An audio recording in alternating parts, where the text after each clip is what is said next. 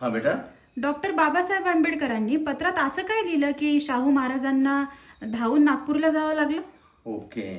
हा प्रसंग आहे ना बेटा, बहिष्कृत वर्गाची जी परिषद आहे त्या परिषदेच्या संदर्भातला हा विषय आहे. सगळ्यांना माहिती आहे माणगावची 1920 ची परिषद आहे, माणगावला झालेली, त्याच्याविषयी सगळे लोक माहिती ठेवतात. परंतु एक दुसरी आणि तिसरी जी परिषद आहे नागपूरची आणि दिल्लीची, या दोन परिषदांविषयी मात्र लोकांना फारशी माहिती नाही आहे.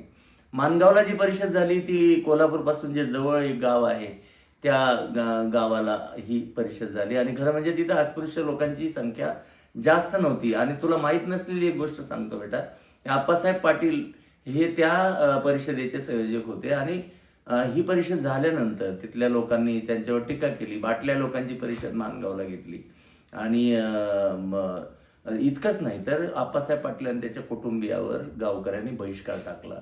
ही एक गोष्ट मोठी घडली. परंतु यातून एक सकारात्मक गोष्ट अशी झाली की डॉक्टर बाबासाहेब आंबेडकरांचा राजकीय नेता म्हणून, म्हणजे बाबासाहेब शाहू महाराजांचं जे स्वप्न होतं की समाजातलाच नेता पुढे आला पाहिजे, व्यक्ती पुढे आला पाहिजे, तो माणूस बाबासाहेबांच्या रूपाने शाहू महाराजांना मिळाला होता. बाबासाहेबांना या माणगावच्या परिषदेतून शाहू महाराजांनी इंट्रोड्यूस केलं आणि समाजाला सांगितलं की हा तुमचा नेता आहे. अशा पद्धतीनं या दक्षिण भारतापर्यंत बाबासाहेबांचं नाव गेलं. दुसरी जी परिषद नागपूरला आयोजित केली ना बेटा 1920लाच, या परिषदेला शाहू महाराजांना जाणं शक्य नव्हतं.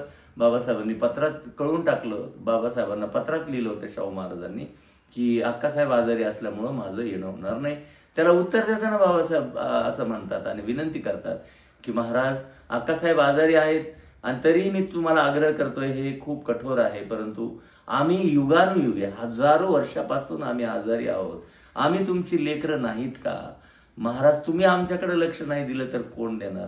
असं बाबासाहेबांनी लिहिलं. आणि शाहू महाराजांनाही गैरवरून आले आणि ते दुसऱ्या परिषदेला हजर राहिले. आणि सगळ्यात महत्वाची गोष्ट बेटा तुला सांगतो की तिसरी परिषद जी दिल्लीला झाली, म्हणजे नागपूरच्या परिषदेमधून बाबासाहेब मध्य भारताला माहीत झाले आणि तिसरी परिषद जी होती ती दिल्लीला झाली.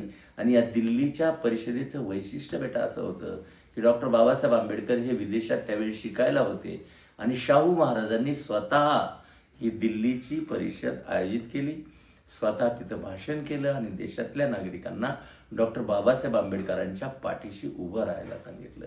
इतकी मोठी शक्ती, इतकी मोठी ताकद बाबासाहेबांना शाहू महाराजांनी दिली.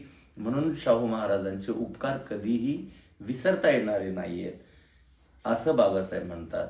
लक्षात आलं बेटा तुझ्या?